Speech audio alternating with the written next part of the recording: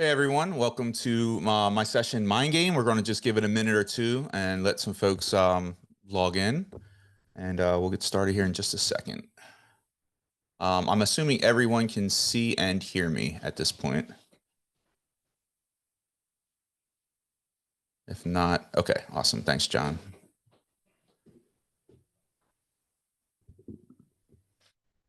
All right. Last talk of the day, so I appreciate you guys hanging in there for me. All right, so we'll go ahead and get started. I know folks may join in late, which is fine.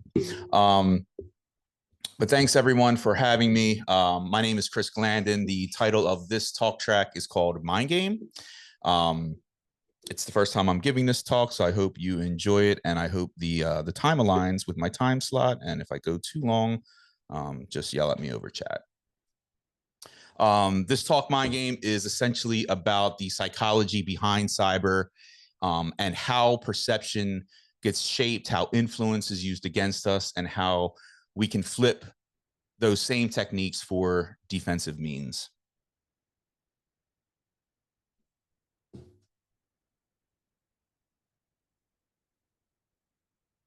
All right.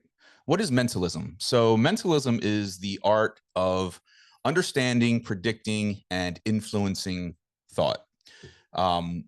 It's commonly classified as a subcategory of magic, but I think it diverges a little bit from traditional illusion by focusing not on the sleight of hand, but more on the sleight of mind. On stage, it looks like entertainment. So if you think of an illusionist performing in front of an audience on stage and revealing a word that you or maybe a volunteer he pulled up on stage just thought of, right? Or making some sort of outlandish or astounding prediction about a future event that actually comes true. And it's not supernatural. It's psychology, it's observation, and it's influence. And in our industry, cyber attackers apply the same mentalist principles by using insight into human behavior to anticipate and influence our actions. If you think about phishing attacks, social engineering, brand impersonation, these are all mentalism in a digital form factor. And once we understand mentalism, we can start using its principles defensively. So now that we know what mentalism is, let's look a little bit further at how that mindset appears in the cybersecurity realm. So every exploit begins in the mind. So every exploit, every breach starts in the human mind. So whether that's a phishing link or software misconfiguration, it's almost always triggered by perception, pressure, or persuasion. It's really the human attack surface. Hey, Chris, I'm so Yes. sorry to interrupt. I know you've got some fantastic slides to go with this, and we're not seeing your slides. We're just seeing your beautiful face. Oh man, that's not enough. Share All right, your, let me go back. it is enough, but I know you put a lot of time and effort into your slides as much as your beard. So, Oh, okay. The slides may be slightly more refined. So let me go back. yeah, I'm check that only out. one slide in, so it's not a huge deal, but let me see if I can Perfect. let's see.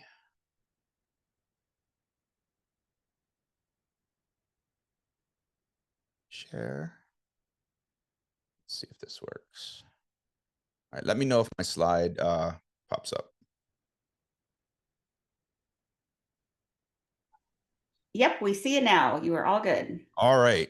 So continuing on that second bullet point. So attackers weaponize attention, bias, and trust. So if you think about it, attackers are themselves illusionists in a way. They know how to capture your attention and alter or gain your trust before you can notice. They understand how our brain is wired to fill in voids and to crave speed. So they exploit that feeling. They exploit that dopamine. So when you think about those urgent emails or those SMS messages that come in and they seem legit because they appear to validate some aspect of what you already know or what you expect to see, those are all psychological levers. cognitive shortcuts. So there's a gentleman by the name of Daniel Kahneman, who's a psychologist and Nobel Prize winner, who's known for his research on how people make decisions. This isn't in the deck, but it's something that I think was important to point out. He introduced the idea that our brains use two systems, or two types of systems. System one is the fast, instinctive, and emotional state of mind. So that is the state that helps us react quickly, but it often relies on shortcuts that can be easily tricked. And then system two, on the other hand, is slower, it's more deliberate, and it's more logical. So it's what we use when we stop and we pause and we think about something thoroughly or all the way through. So when we talk about cognitive shortcuts, we're referring to moments when system one takes over. Those quick judgments, those spur of the moment decisions that attackers really thrive on and love to exploit. And here are just some of the examples of cognitive shortcuts. Anchoring. So anchoring happens when the first piece of information that we see or hear becomes our reference point, even if it's irrelevant. So you get an email, your invoice for $4,900 is overdue. So even if you weren't expecting that invoice to come through, that number anchors your attention. And attackers sort of prey on that, right? They know that that's the first detail that you often see or hear. And psychologically, a lot of times that becomes truth by default in the victim's mind. And you commonly see this in phishing emails and illegitimate or scam websites. Next one is urgency, or the scarcity effect. So this is essentially acting quickly when time or resources feel limited. This special offer expires in 10 minutes, or you need to update your payment information immediately to avoid suspension. So those are some tactics that are used to really put the pressure of time on someone. And then the third one is confirmation bias. So confirmation bias is our tendency to look for evidence that supports what we already believe, rather than objectively evaluating all information there is to evaluate. So you see a security alert email that matches or lines up to the same model of how your company warns users of a potential attack, using the same logo, using the same tone or verbiage. So you naturally assume that it's real. So in this scenario, it's not about deception, but it's more about validation. And then overconfidence. So overconfidence bias makes us overestimate our ability to detect deception or control outcomes. So, I'd never fall for a phishing test because I work in security. That type of belief creates sort of blindness, or it limits your visibility in ways. So if you have a moment, check out the research from IARPA's Rescind program, which actually determined that attackers themselves suffer from this too, as in they are prone to become overconfident once they think they've beaten the system. And that's a weakness that defenders can certainly exploit. So again, these shortcuts show how the same biases that affect humans or that make us human also really makes us exploitable. So now that we know that biases shape decisions, let's look at how attackers weaponize those same principles and turn them into their own playbooks. So reconnaissance, we have all heard this term, reconnaissance or recon. So every illusion is somewhat the same by beginning with observation. Mentalists call it cold reading. So watching posture, watching or looking for micro reactions, tonality, etc. Attackers do the same thing digitally by studying LinkedIn profiles, dissecting social media posts, and sifting through dark web breach data. And again, with all of that, they're able to essentially build this psychological profile or this psychological blueprint of someone or their target before their first strike even happens. Pretexting, in other words, narrative control. So it's the story that makes the impossible seem normal. And mentalists can frame a situation so the audience wants to comply. They want to believe and buy into it. Attackers craft believable scripts or run books like a vendor audit, a travel invoice, an urgent help desk reset, or a missed package delivery. And the trick here isn't based on technology at all. It's storytelling. Exploiting trust. I'm probably going to butcher this name, but I believe it's Robert Cialdini. He's the author of a book written in 1984, actually, called Influence, the Psychology of Persuasion. And it called these persuasion levers. Authority, urgency, and reciprocity. So each lever bypasses logic by appealing to that instinct. So when you hear your CFO needs this done ASAP, you know, that's 99% of the time purely just stage direction.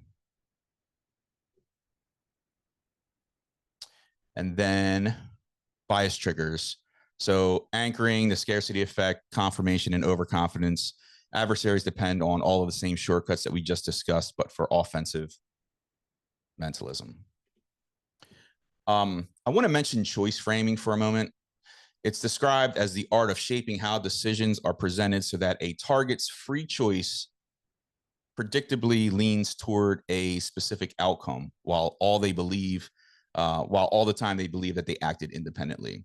And you'll see this everywhere. It's not only used in magic, but it's also used in marketing, sales, negotiation, and yes, social engineering as well. I'm going to play a video demonstration, and I hope the sound comes through. It should. But this is a video demonstration of a concept known as number forcing. And many of you have probably heard about this tactic, but it's called number forcing, and it uses a trick specifically called toxic force. It's shaping the perception so a decision feels free, even when the answer is already predetermined. So let's see if this works.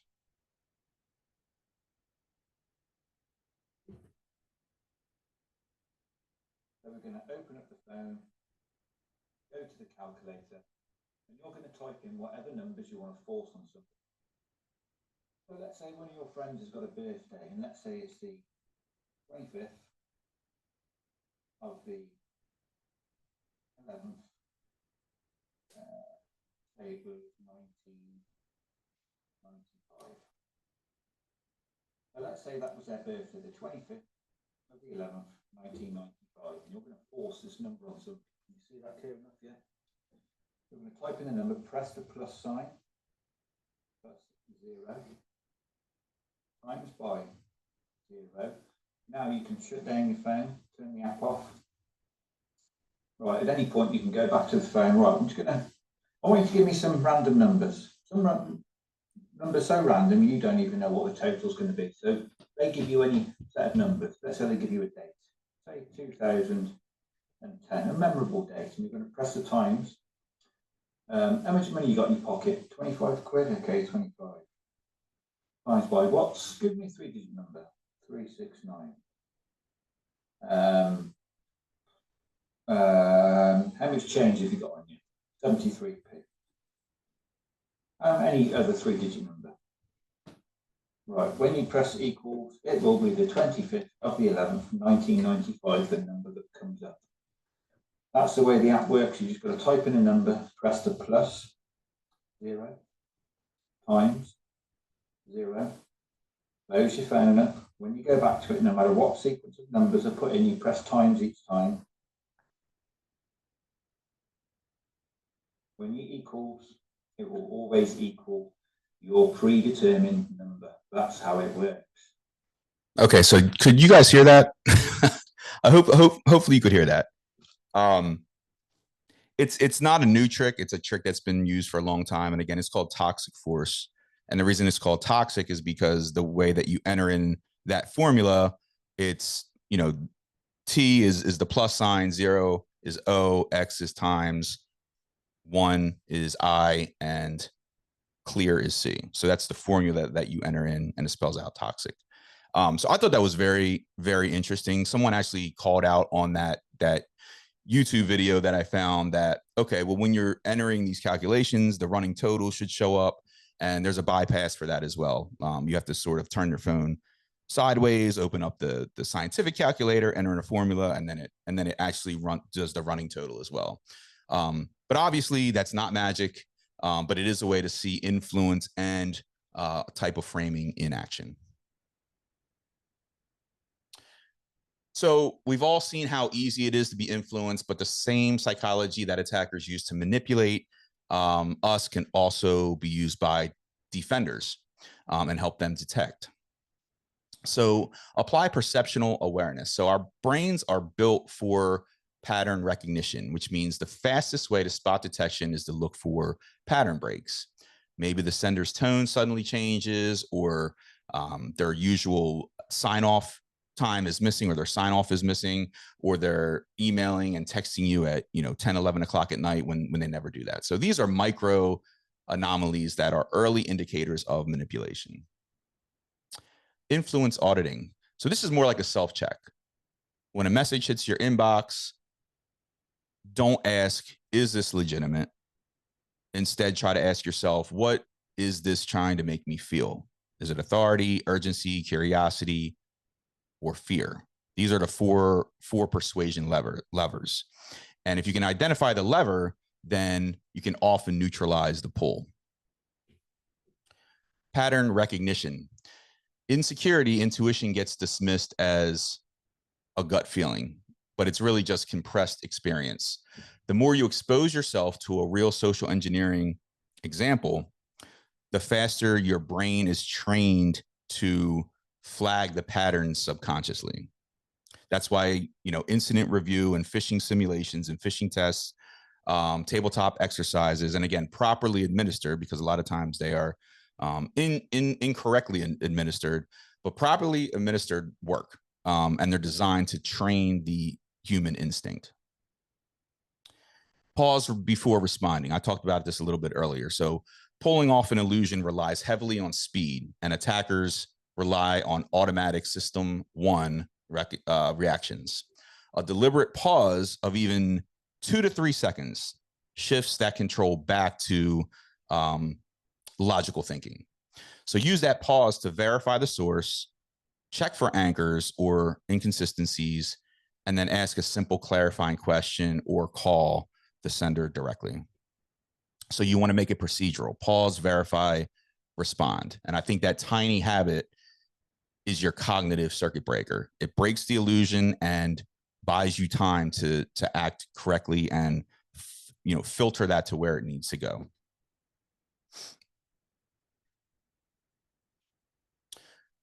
So we have all seen manipulation techniques contained within phishing emails. We have all seen manipulation techniques at this point in time with deep fakes, which just elevates the susceptibility to a different level.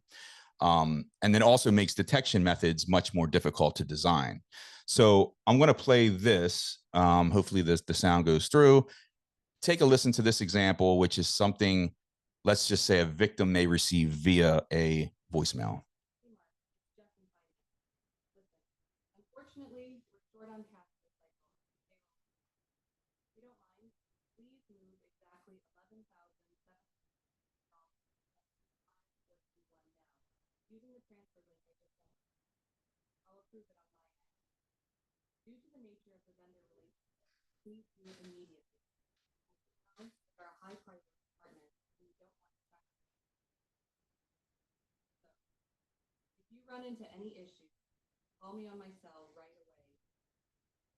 So I made this using a tool called 11 Labs, where you only need about 30 seconds, probably not 30 seconds, probably even 20 seconds of someone's voice to make it a believable replication. Go out and check it out. I think it's still free.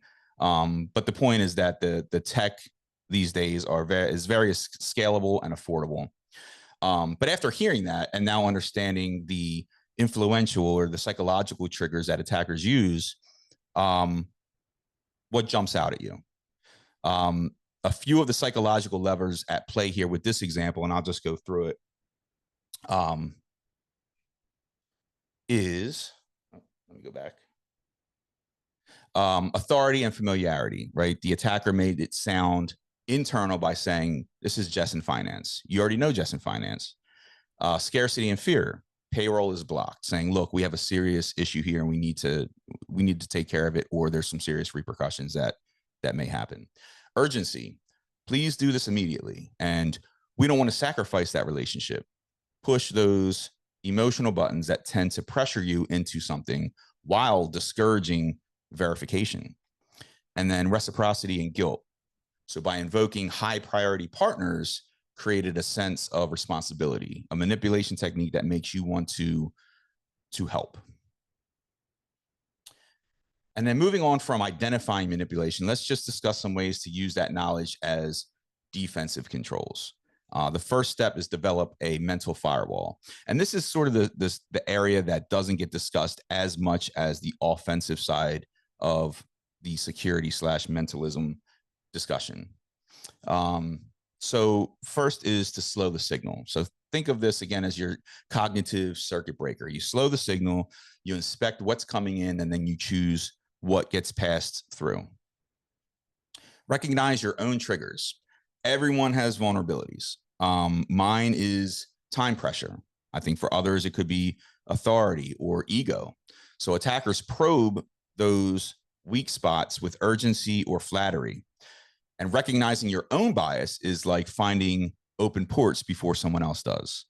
There is a psychologist / scientific journalist named Daniel Goleman who calls this emotional intelligence, meaning recognizing and managing your own reactions before they manage you.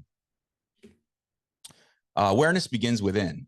So yes, we know technical controls are important, but there is no software that patches the human OS. The mind itself is the first perimeter, and awareness starts inside the mental firewall. Reinforce the habit through repetition. So just as firewalls need rule updates, humans need reinforcement. Every time you pause, review, and you learn from a near miss, you're writing a stronger policy for your future self. Again, tabletop exercises, cognitive security workshops. As a matter of fact, there is a group that I'm very familiar with called the Cognitive Security Institute. If you're not familiar with the Cognitive Security Institute, check them out. They do a lot of workshops and training around this topic. And then also the SANS Human Risk Report emphasizes measurable human behavior metrics and how repeated exposure to simulated attacks rewires automatic response patterns. And then there are the references there, minus the Cognitive Security Institute. So I think the point here is that once you've built up a mental firewall, then you can start designing systems and processes within the organization that counteract attacker movements by using their own psychology against them. The next concept is called oppositional human factors, which is focused on designing environments that exploit an attacker's psychology, and is a concept that has been validated with IARPA and IEEE research. Create intentional friction, disrupt attacker flow. Instead of making systems smoother for users, we make them slightly rougher for attackers. Think like extra verification steps, misleading or fake file names, decoy data trails. Friction forces an adversary to stop and think. And when they stop and think, they slow down. Exploit attacker biases. Attackers are humans too. Well, most of them are. I may know a hybrid or two. But they also suffer from curiosity bias and being overconfident at times, and also impatient at times, just like us. So they like to chase these shiny targets and skip their validation checks, which leads to assuming victory way too early. And we as defenders, we can use those biases to our advantage by making our traps irresistible to them. Psychological shoots. So think of psychological shoots as funhouse mirrors. The attacker sees progress as it continues moving, but it's all an illusion. So you have false endpoints that may look valuable, honeypots that lead to intel, telemetry, or planning fake APIs that just waste recon time for them. Each one of those techniques drains or slows down an attacker's momentum. And adversary-centered design. This is not just a theory. It's not just my theory, but IARPA's research that's noted in their recent program, which I mentioned earlier, says that cognitive friction measurably alters an attacker's behavior. So it's adversary-centered design, meaning that if you understand how attackers think, then you can then design against it. Lastly, smoke and mirrors done right. This is essentially deploying those psychological shoots we just talked about earlier as defensive deception. Use deception as a tool. When this is implemented right, it's invisible to end users, but it's magnetic to adversaries. Decoys blend into the real environment. This illusion draws attackers in, and the system learns from their behavior. We touched on this in the last slide. So honeypots or other psychological shoots that intentionally carve out paths for an attacker to take. And the goal is to exploit illusions in order to protect reality. And so defensive deception patterns, let's just break down a few of these. Phantom file shares, so decoy data that triggers an alert when probed or accessed. Backstage pass, planted fake credentials that trigger red flags when they're used. Identity doppelganger, lookalike accounts that only malicious actors enumerate. Hall of mirrors, false infrastructure that reflects an attacker's recon attempts. This isn't official terminology. These are obviously terms I came up with, and hopefully you like them. Breadcrumb trails, but I think I might copyright it because I like it. Breadcrumb trails, tempting links or file paths that lead intruders straight into telemetry traps. And again, these are just a few techniques. There's many, many more. But although think of each one of them as sort of a controlled illusion or a psychological tripwire. Embed psychological counter influence in training and team culture. You know, the real power here and the real secret behind this is a blend of culture and technology. Successful deception only works when psychology, operations, threat intel, and tooling all collaborate together. In conclusion, the real takeaway here, I think, is that the greatest exploit is the mind. If you can avoid being misdirected, then you can greatly limit the risk of being manipulated. We invest millions and millions of dollars and hours of time hardening networks, patching systems, and deploying controls, all in an attempt to build stronger and more resilient systems. But the most advanced protection mechanism we may have is the human mind. It just needs proper intel and proper training. And as defenders, our job isn't only to protect the infrastructure. It's about protecting perception by seeing through illusion and helping others do the same. I think that's the new perimeter, and that's the mind game. That's it from me. I'm not sure where we are on time. Hopefully I'm good. But here's my contact information. If you would love to connect online, love to continue the conversation. And yeah, I appreciate everyone for tuning in and their time. I'll hand it back to you guys. If you're still there. Hey, Chris. Yes, still Hey. here. Thank you so much. Really appreciate it. Anyone online here that wants to connect with Chris Glandon, you can go to the speakers tab in the lobby and chat with him there. Again, he's provided his personal contact information, and we have recorded this session. So thank you, Chris. I appreciate it. Thank you, Heather. Take care, everyone.